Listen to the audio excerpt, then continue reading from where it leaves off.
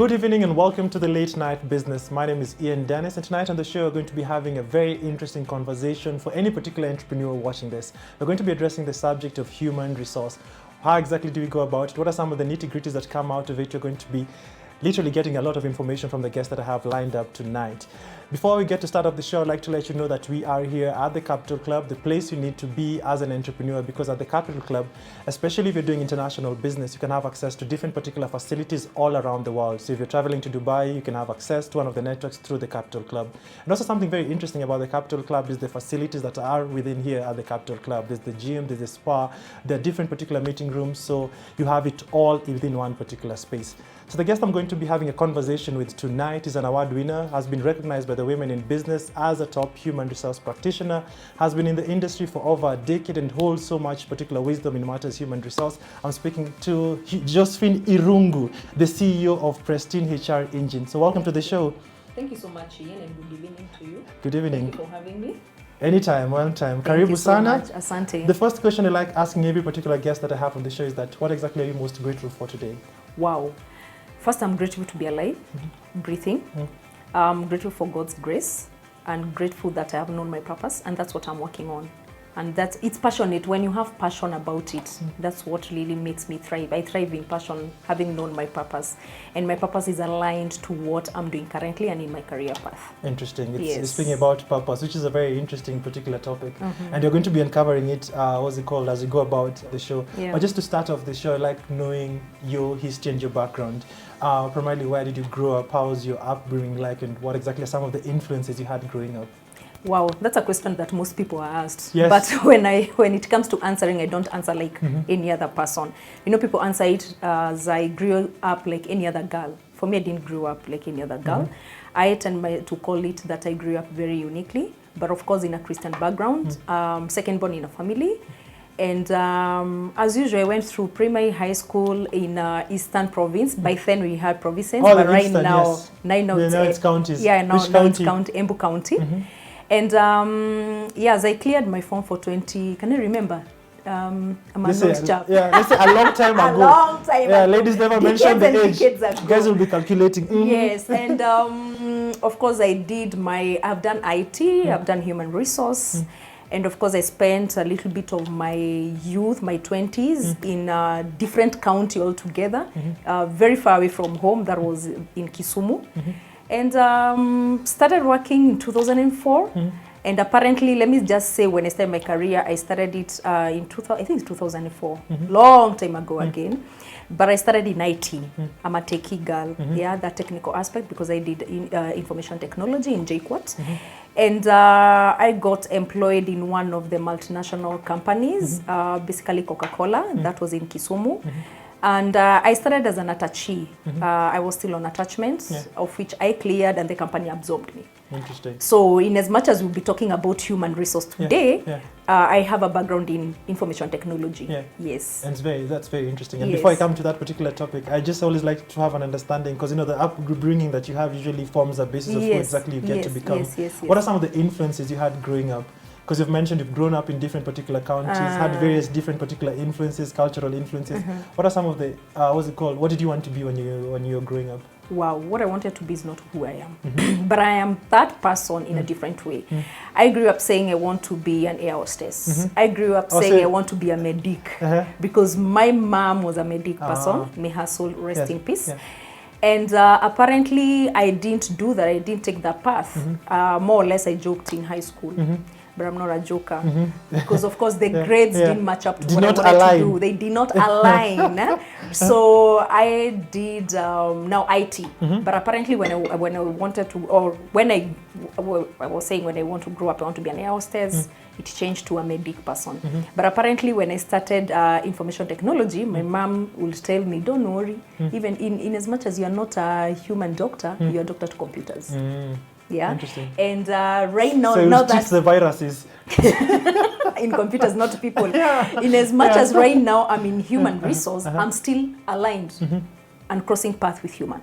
Interesting. So more or less, I would say I'm still in that field dealing with human, not robots or just machines and so forth. Interesting. Yeah. You'd mentioned that, what's it called, you studied bachelor's in IT and then you got the opportunity to work with CocaCola. Yes. And primarily, I believe it was still IT related, or how? IT related. IT related. I joined CocaCola as on attachment as a student. Yes. And I worked, well, I was on attachment program for 1 month. Apparently, the supervisor who was to oversee and to train me resigned. I was left in Equator Bottlers for the 3 months as an attachee. But I was working with service providers, they outsourced, the ones that were outsourced. And after some time, they hired someone else. Yes, so I have years of experience, 6, 7 in IT. Interesting. Yes. And why did that particular transition happen? From, what's it called, you're here, you studied IT, how did you get into human resource? How did that particular journey come into place? That was a tough one, but it turned out to be, that's where I am right now. Being a techie girl, I was the only one, of course. In IT, we were 2, me and my supervisor. And apparently the HR manager then changed office. If I remember well, that HR manager passed on, so they had to employ a new HR manager. The new HR manager had come from Airtel. And when he came, that is the aspect when now he wanted to automate the processes in the human resource department. We had a software in HR that was just lying idle. The company had invested so much, but the office occupants were not really IT surveying it. So the MD, may his soul rest in peace, then he was called Manubhai Patel, wanted everything automated. The HR manager and of course the MD. And of course it starts every organization you hire from the inside before outsourcing or hiring from the outside. So because I was in IT, I was now redeployed to HR department to make sure that I revive the system. So it had a new service agreement was done, the software was a bit upgraded. I remember it was an Endeavor Africa, I'm not advertising them, but that was their software. So I automate the system, that is the leaves, the biometric, the attendance, the payroll, and so forth. So I spend most of the time in human resource. So the HR manager wanted gender balance, and he wanted to have that flower in the office, you know, having a female, because they were all men. And of course, now the redeployment was done internally, and quite a list of female employees were forwarded to the MD, and the MD now had to do check out, Josephine to be in it. For me, I saw it as my career then, because I thought I would go with IT all through. I knew it's over. And again, the culture that was there, it's when there is changes here and there, the more critical changes coming your way.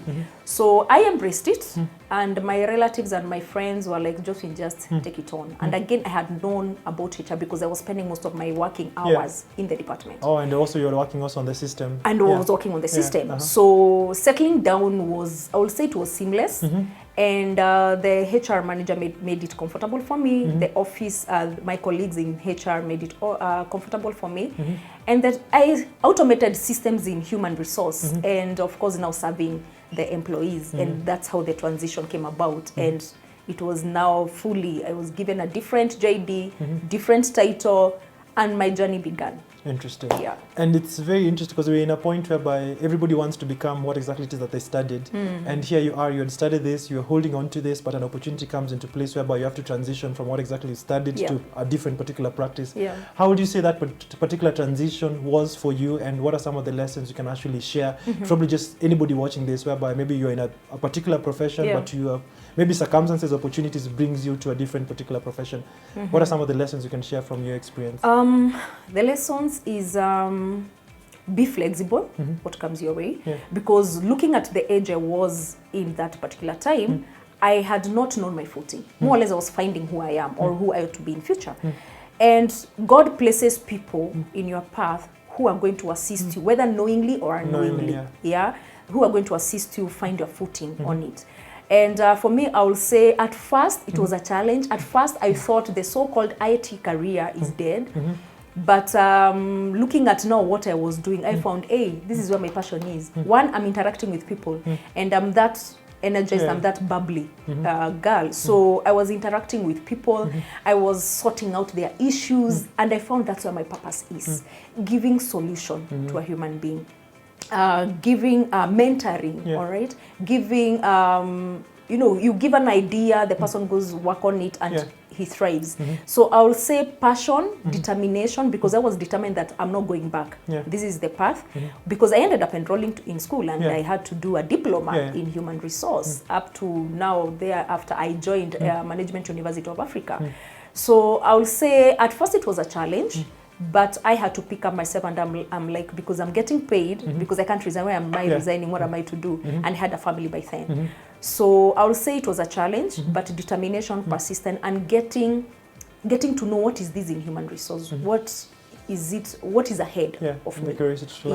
Yes. So you were in the corporate world for a while. Yes. For how many years were you in the corporate world before you transitioned now to set up your own particular consultancy? From 04 to 2015. And how was that particular transition? Because I know when you've been in the corporate world for so long, you're just used to the system, you're used to a salary. How is it transitioning now to do your own thing and to setting up your own consultancy? Because this is a consultancy service that you've set up. Ian, surprisingly, I never worked for Coke only, but that's where I worked for longer years of my starting corporate world. But thereafter, I've worked with different organizations, majorly in manufacturing, where I learned a lot. And the impact that was there, also it was not easy. You know, I'm that straightforward person. I'm that, how can I call it? I'm like so focused and I don't beat about the bush. I'll say it as it is. And I don't like breaking rules, breaking the law. People bend rules, but not quite break. So I'll find most of the time now, I learned through many trainings, seminars, going back to school, interacting with different people who are more experienced in different fields, different industries. I learned a lot to a point now I felt that I'm sorting out problems on phone.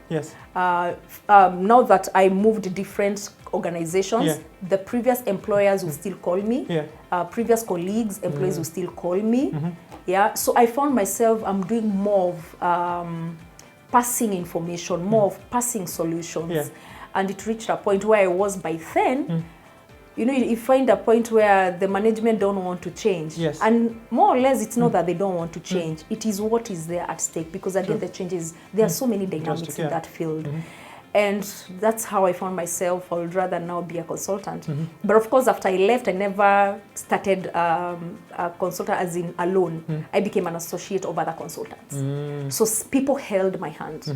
And I'll become, as a consultant, a company will want like to hire, we want to recruit, we want to train. They'll reach out to me and, you know, we have an agreement. And later on, the people who are holding my hand were like, Josephine, you have to do this alone and you must have your own company. And that's what came about registering Prestine HRNG. Interesting. And one of the core things, because I know there's always different theories that are always put into place. So before you leave your employment, make sure you have 6 months saving, or make sure the God is on your side and all that stuff. There's already a narrative formed out. But from your experience in terms of making this deep dive from from employment to entrepreneurship, what would you say are some of the key aspects for anybody maybe watching this and is considering transitioning from employment into entrepreneurship that they need to know? It depends what you want to do. For me, I was offering a service. And a service, more or less, it's not quite expensive like offering a product. So it depends what you want to offer. It depends as well the need in the market. Because there's a difference of being a business person or that businessman and an entrepreneur. An entrepreneur is there to solve problems, is there to give solutions. And like a business person, every now and then you're after that coin, you're after that profit. An entrepreneur, you are not even after a profit. You're after a solution is made, there's value after that, you get paid. So consideration is what is it that you want to offer. So meaning if it is a product, you must be having capital, either through savings or angels or, you know. So for me, I had savings, yes.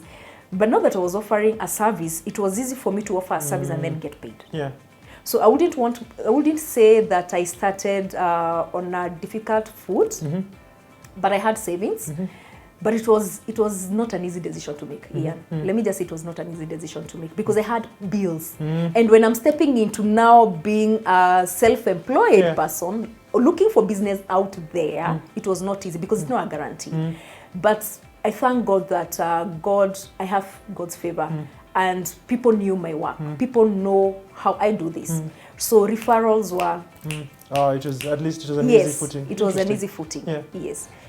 And one of the things now, because I know there are so many different entrepreneurs, and the biggest question is that at what point should you now, as an entrepreneur, get to employ someone into your business? So considering that you're a human resource, what's it called, specialist, so if you're to advise any particular entrepreneur, at what point should an entrepreneur starting any particular business employ, and what are some of the, prerequisites should an entrepreneur put into place when making their first particular, or getting their first particular employee? Starting as a business owner, you have to find yourself doing like everything. You are a finance person, you are HR, you are cleaner, you are the accountant, you are everything. Until a point where your business will grow and you have something to pay your staff. So I will say it doesn't have a definite period that after 3 months you have opened a business, now you have to employ. It depends with the needs and of course the demand in the market. Because if you have more contracts coming in, I was not in a position to do them all alone, and hence I had to have associates around me. And because again, putting a consultant on a payroll is quite expensive, unless the firm is too big. You know, your company now is too big. It's maybe in East Africa or over and above the region you are in. So I will say I never hired like immediately. I was doing everything. But however, I have people who are experts in different areas, in training, in recruitment, in doing job evaluation and analysis. In as much as I'm good in all these areas, of course I can't be all, you know, I'm a generalist. I'm a generalist, yes, but I can't do like everything because of course the demand is out there. So I worked with associates who I'm working with right now. I have a team, yes. And primarily for any entrepreneur, because you know guys in different businesses. So let's just give an example. Primarily, maybe I'm a tailor per se.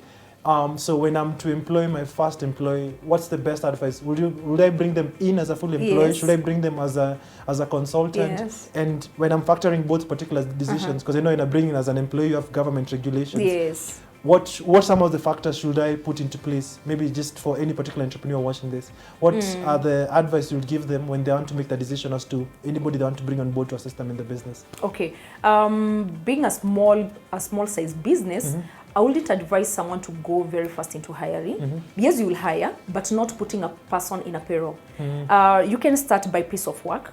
Using an example you have given, you a tailor, you can pay as per the piece of work, the many suits or the many, you know, the many clothes the person will make. So you pay as per the piece of work, meaning of course there is that percentage that you are going to pay this person. The person is not with you a whole month because again that will come about with many taxes and so forth. But after you grow, it's always good now to have a permanent person in your system. You can have people as casual based. Casual based is where you are paying after the end of the day, meaning you are paying them wages, not a salary. And once you grow, meaning there is need for work, you want a fluent person, you want a regular person. There's no one who is permanent, but the language of the word people know is permanent employees. We don't have permanent employees are not permanent. They're not assets. You know, they are regular, meaning turnaround of a month or so. So you cannot put them on a payroll, but it's always good to have a contract or an agreement. Even if it is 1 week, I always advise employers make a written agreement because there are two types of contracts. There's verbal contracts and a written contract. A verbal contract is there's this job, 1 day, 3 days, I pay you, that's it. How do you prove a verbal contract? What people will agree, and against mode of payment. How can you agree? And again, so maybe it calls for honesty. So I'd say this, but maybe I come. So how do you put into place as an employee? How do you secure yourself on verbal agreement? But looking at where we are right now, I always advise employers to have a written document, even if it is a day. Have it stipulated that you'll work for me for at the end of this day, just like a draft, a format that someone will just fill in, you know. And like before there's that word of mouth, there's that trust which you build on trust, which is very good, yes. But it's better to have a written document. Either it can be soft copy or it can be hard copy. Interesting. Yeah. You've mentioned the aspect of casual and permanent. Maybe just before we go on a break, what's the difference between what's it called, a casual employee? Or let me just try to rephrase the question. Yes. For how long should you have a casual employee before they become a permanent employee? A casual employee a casual, it's a 1 day. It's a 1 day job. So you cannot be casually working for a company for 1 year. However, you'll find the employees who are casual in organizations, they are there almost a whole month. But we find now that it's a one-day job, meaning they're paid wages. Wages you are paid at the end of the work or at the end of the day. But we find that there are those who are coming from Monday to Monday, meaning even the rest day, which is on a Sunday, needs to be paid. Yes. But such employees should not be with you for more than 3 months. Hence, what you find organizations do a rotation. You come for 3 days, go rest, another person comes in, that way. Oh, so that a person, there is not like, the person is not there on a regular basis. Interesting. Because so that person, you make that employee a regular employee. Oh, so if you have a casual employee, it's not supposed to be with you for more than 3 months? No, not more than 3 months. Interesting. If it's there more than 3 months, what happens? No, you have to make them regular. You have to give them a concrete contract. What you call a contract, whether fixed or open contract. Wow, interesting. Yes. All right, so we're going to take a short commercial break and then we're going to find out how casual we can be, how regular we can be when it comes to matters employment. So see you after the break.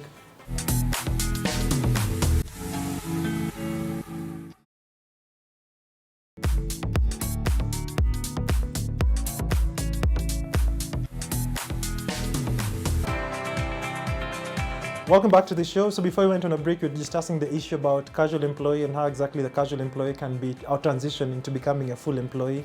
And I think one of the things that you mentioned was that it takes 3 months as a casual employee. You're supposed to automatically transition. What about if the employer is not able to transition you into a permanent employee? Or maybe is afraid of maybe trying to avoid some of the obligations, because as a full employee there's so many obligations, NHIF, NSSF, now housing, everything. There's so much that comes into place, and I'm sure most of the entrepreneurs want to avoid these particular expenses. What can an entrepreneur do? One, the employer should not be afraid. Having fear and you're working in business, that's not something that you need to work on. Be a risk taker, yes, but not to have fear. So an employer should not have the fear of having the casual employer not wanting to make the employee on a regular basis. And as I said, casual will work for you, like it's daily job. But to break that, the casual aspect, you can rotate your employees. I have you work for me for 2 days or 3 days, I have another person, then after 2 weeks you can come in. No, you'll be a casual employee. But if you are continuously working, it should not exceed 3 months. Interesting. Yeah. So the aspects, even when you're a casual employee, you have to pay the NSSF and the NHIF. You're obligated as an entrepreneur. NSSF, that's a must. Yes. So an employer needs to pay for you. Wait. So if you're a casual employee, you're a daily employee, but there's an obligation you're supposed to pay as an employer. Yes, for NSSF. Interesting. Yes. And what's the difference between a casual and a consultant? And what are some of the obligations for both? Okay. Casual, we can maybe not even use a casual, just to get your question, employee and a consultant. An employee is there, will pay the taxes, the employer will have to pay the taxes, the employee will have to pay the taxes, where the employee will have to pay as you want. We'll have to pay the statutories. We're talking about NHIF and SSF, where both employer and employee are paying that. But a consultant pays a professional fee, which can be withholding tax 5%. If it is not, I'm not sure whether it is gross or not. But it's on a professional fee. You'll have to pay a professional fee. But an employee will be based on paying all the statutory fees. But the only difference between permanent and casual employee, just the obligations that one is supposed to pay. The obligations. Interesting. You've mentioned something interesting whereby you mentioned that casual employee can only work for you for 3 months before they become a full-time employee. Continuous 3 months. Yeah, continuously 3 months. But for a consultant, how long can a consultant work for a business? Yeah, a consultant, that will depend on the scope of work. Yeah, depend with the scope of work. As for me, I'm a consultant. I've been a consultant for, like, I'll give an example, one organization since I started. Yes. Yeah, 2015, 2018. Yeah, from 2018, because that's when I registered Prestine arranging. A consultant can be with you for as long as you employ you want. Yeah, because you may have a consultant on a monthly basis. And you are paying, the consultant is charging the professional fee, which of course from a point of being the employer or the company, you are deducting the withholding tax. So for a consultant, there's no timeline, there's no base. Even an employee, there's no base. An employee can retire until they are 60, 55 or 65 with you. So I would say there's no like timeline. It depends with the scope of work. Yes. Interesting. And when you're looking at it in terms of, because I know the biggest decision is that as you're starting a business, so it's advisable to work with consultants. So in order for you, how would you advise for any particular entrepreneur starting it? Is it vital to employ earlier on, whereby you meet the obligations, or you get in consultants to help you? I don't know, from where you sit, what would you advise for any particular new entrepreneur or any entrepreneur who wants to grow? What are some of the decisions they need to make around this? What I would advise is how outsource the services. When you outsource the services, of course, you're outsourcing the services to a professional. For example, account services. You don't need to start by hiring an accountant because that will come with a lot of expenses, because we are looking at leave is an expense. In as much as it's a benefit to the employee, it's an expense to the organization. We are looking at medical. We are looking at the statutories that you talked about. So you can outsource the accounts service to a company that offers that, or even to an individual who you're going to charge per work, per the work done, and you pay a certain fee or a certain percentage. Yes. Interesting. And as an entrepreneur within the business, how do you put yourself, how do you qualify yourself? What's it called when you're looking at it? All these matters, what's it called? The legal parameters. So as an employee, as a founder or an entrepreneur, how do you enlist yourself? As an employee of the business, or are you a consultant of the business? Employee of the business. And are you obligated to pay all these particular legal parameters? Yes, I pay the NSS7, HIF, and even the taxes. And as an entrepreneur, if you don't? Why should you not? I'm just asking. No, I'm just asking questions. I'm just asking the questions. You have to pay these taxes. Yes. Interesting. Yes. I think one of the biggest challenge that most entrepreneurs face is the aspect of firing, right? And I know that's one of the biggest issues that most entrepreneurs face. And in order for them to avoid some of the legal obligations of being sued much later on. So what's the process in which an entrepreneur needs to follow up before getting to fire any particular employee in the business? The HR is known for hiring and firing, but HR is more than hiring and firing, you know. Hiring and firing was associated with the previous personnel management, which was now turned to be the human resource, and putting the H, which is the human aspect in it, before the R. Hiring, when it comes to firing, there is a procedure that has to be followed by the employer. You can't wake up in the morning and you're like, I tell you now, Ian, I don't think you are good working for me. Just pack your bags and go. There must be a procedure that has to be followed. Failure to following that procedure is what accumulates or attracts penalties and litigations in court. And especially if your employee is aware of his right. Because the employees who are not really aware of their rights, either by ignorance or depends with the background, but there is a procedure, because before firing, the so-called firing, I don't like using the word firing as Josephine and as an employee of Prestine HR Engine, I like calling it separation, because separating with an employee can be the employee has resigned that willingly or terminated by the employer. So if it is by mistake meaning misconduct, that is the employer who is now separating or terminating the services. So how do you, what are the parameters? What are the parameters of misconduct? Because misconduct is literally... misconduct, we are guided by Section 44(4) of Employment Act 2007, revised 2012, that there are those aspects. For example, an employee can come, has a habitual lateness, or is not found at a place of work, which again, the employer has to define, you didn't find me at a place of work. So that now it calls for an employer or an organization to have internal policies stipulating what is it that you call or you define is a misconduct that can lead to someone being terminated. So it can be like Section 4A is you are not found or you are absent at your place of work. That again is defined or is equated to lateness. So you can have a visual lateness that can call you to be dismissed or rather to be terminated from work. Others coming to work drunk, and again something that is really debatable is when the employee is intoxicated, So again, you can't let an employee go because he came intoxicated or he came in drunk. How do you define Because you find an employee now, the employee gives you 10 nail and will be like, I drank yesterday at 10 p.m. That's just a smell of alcohol. But again, as an employee, you have to prove that this person was drunk. Drunk in the sense that the employee was not in a capacity to do what, to perform the duties. Maybe staggering to a point that he injured himself or herself.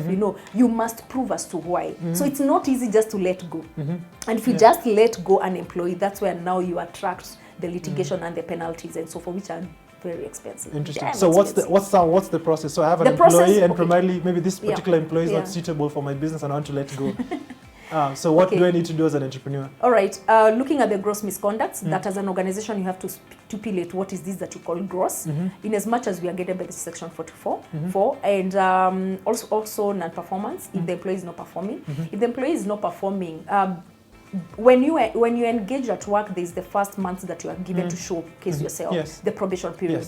And the probation period is not only for the employee, it's both employee and employer, because the employer needs to know have I hired the right, have I hired the right talent? The employee as well has to check, is this the culture set for me? Am I comfortable, and so forth? So there is that time you have to check whether the employee is really performing.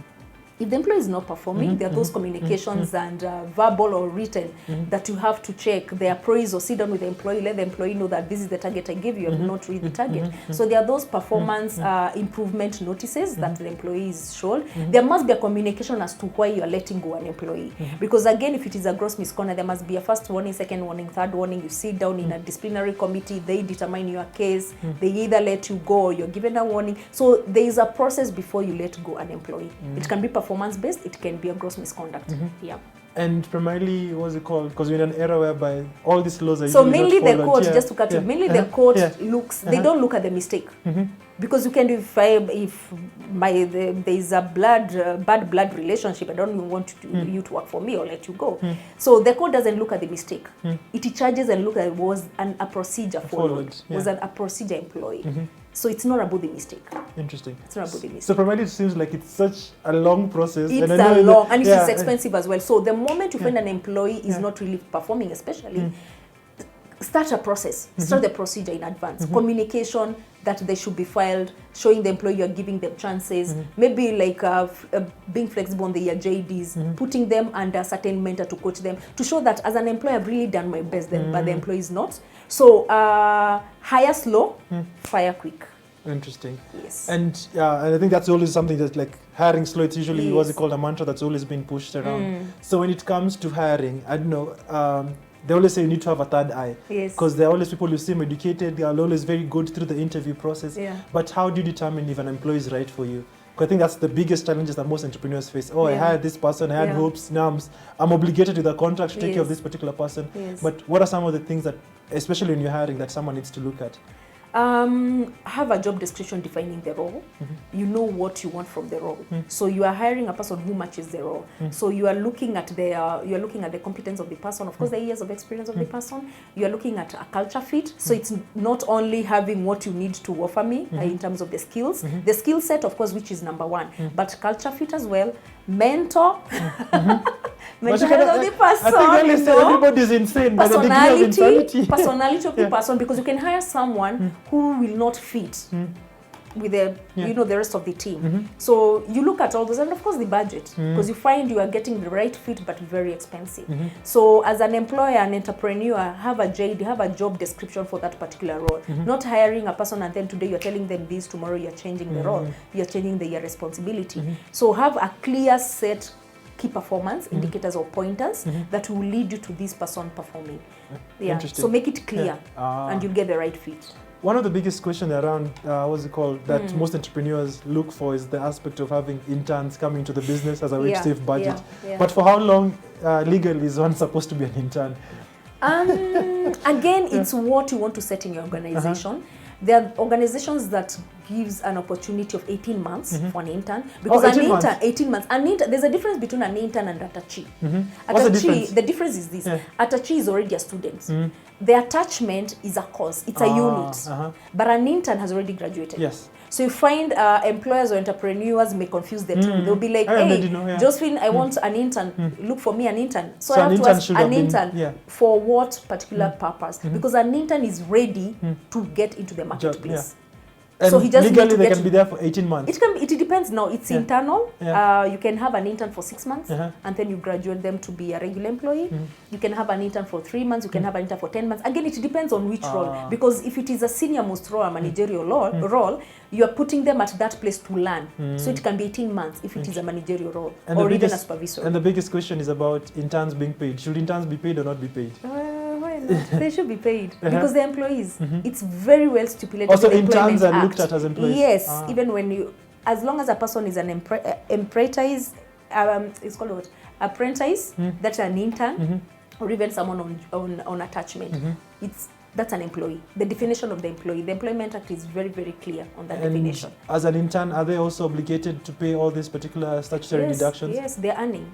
Oh, so an intern also has to be paid? Pay as you earn. Oh, pay as you earn. NSSF, NHF, yes. Even the housing. But again, the tax has a threshold, which is from 24,000. Below that, there's... So below 24,000 is nothing. But the statutory in terms of the NHF and NSSF that they have to pay. Interesting. Yeah. So as a country, we are going through tough economic times, and I'm sure there are so many different particular employers or maybe business people who cannot meet the obligation of paying the employees on time. I don't know, in such a situation, I'm running a business, primarily the income is not sufficient for me to be able to take care of my employment. Yes. So how does the law protect me as an employer, and how does the law protect also the employee who's not able to receive their salaries on time? Make it clear, let the contract be clear. If them, as an employer, you're not able to pay your employees, let them know that. Of course, you can't tell them I'm not going to pay you and they're working for you. But if there's a delay because of insufficient funds, have communication, have a clear communication to your staff. Let them know that there will be a delay to pay your salaries, because these are people who have families. They're people who have bills to pay. So clear communication that yes, I'm going to delay your salaries up to this particular date because of 1, 2, 3, 4 is happening. And again, make it known to your employees that you are facing difficulties. Don't hide behind boardrooms and having boardroom meetings with your managers, and the same is not being communicated to the employees or the lower level, because they are there working day in, day out. They come in early. They, some don't even go for lunch.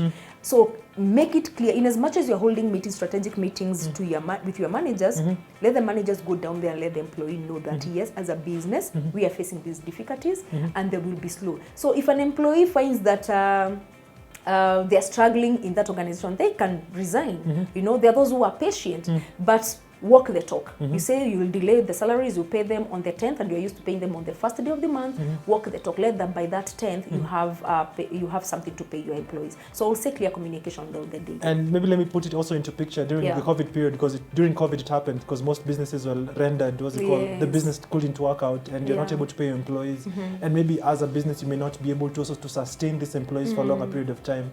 And primarily you may not see for how long, so, and you have a contract with this particular employee. So what should and as an entrepreneur, what should you do in such an instance? In such an instance, we have said communication.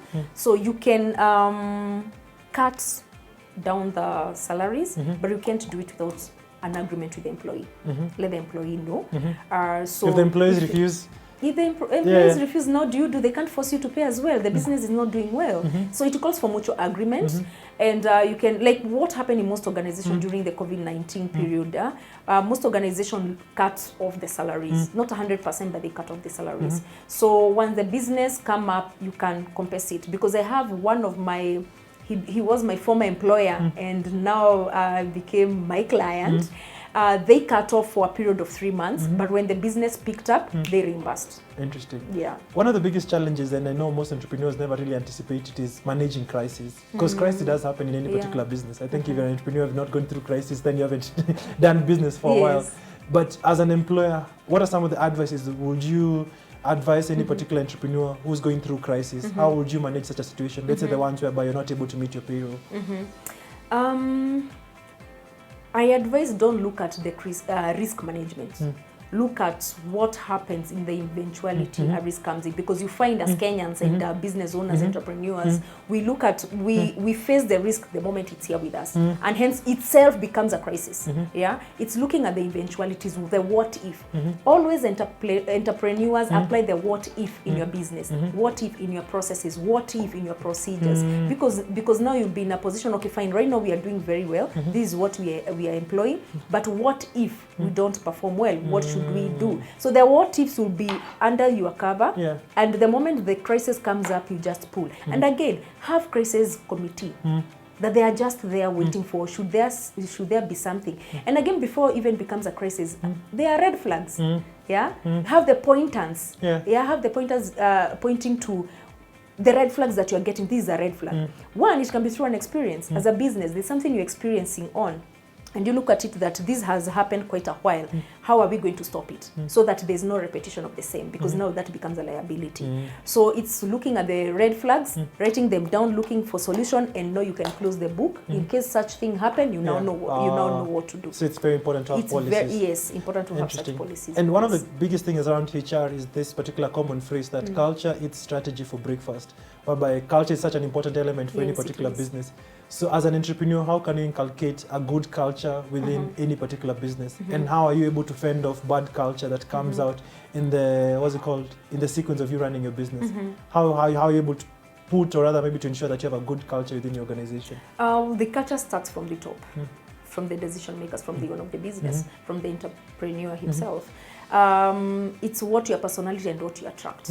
If you're attracting toxic people never know they're toxic. Toxic people never know they're toxic. But if you are sober, and that calls for you as an entrepreneur to be sober. If you know you are sober, you'll attract sober people. You attract sober, or there's nothing like wrong personality, but you attract someone who is like not you, but someone who complements you. And again, not having like one personality at workplace. So the culture is what you name it at. And again, how you sort solutions. If the precedences are there that are negative, that will break your culture.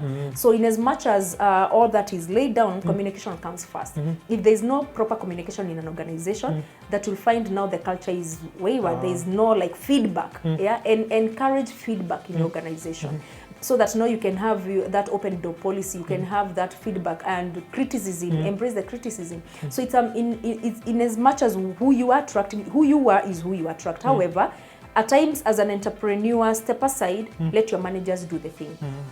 Interesting. And maybe from your experience, what are some of the biggest HR mistakes that most entrepreneurs make that they come to literally pay out later? Hiring wrong. So you always have to be sober in terms of hiring. You have to be sober. So hiring wrong. So hire slow. Hire slow, fire very fast. You hire wrong talent, that's what you get. And being that mistake, it takes like 7 years. 7 years to work on that mistake. Minimum of 7 years. Because you hire very fast and you hire wrong. You have not, you didn't employ a very complex system in hiring. It was referral. It is, hiring your relative. Brother, you can't like have a boundary or separate the two. So the worst mistake and the first mistake is hiring wrong. Interesting. So before you wind up the show, I have 10 questions. It's a quick fire. Answer whatever that comes to your mind. So what is one thing that you regret spending money on? Hey, regret spending money on? Oh my God. On the wrong things. What are the wrong things now? On the wrong things. Nothing's coming to mind. So if you could be transformed into one animal, which one could you choose? Dolphin. What is your hidden talent? Hey, hidden talent. My hidden talent. Wow, I don't know. How do you usually answer the phone? Hello. Okay, my direct line is hello. If it is someone. So the other person says hello from the other side. Yeah. Money or happiness? Happiness. Salty or sweet? In between. Are you more of an introvert or an extrovert? Extrovert. Would you rather travel to the past or to the future? Future. Are you more of a thinker or a doer? Both. And the final question, what do you think the meaning of life is? Living on purpose. Interesting. Purpose, yes. My goodness. Such an interesting conversation I've had with Josephine Irungu, the founder of Prestine HR Engine. And we've addressed so many different particular matters around HR and what exactly you need to know is always available. You can find her across social media and she can always get to advise you on matters HR because HR is such an important aspect. So thanks so much for having watched the show. As we wind up, always let you know that we are here at the Capital Club, the place you need to be as an entrepreneur, and it's a very interesting network that you can actually get to be a part of. My name is Ian Dennis and this has been the Late Night Business, the place whereby we have conversations around entrepreneurship. Until next week, see you right here on KTN Home.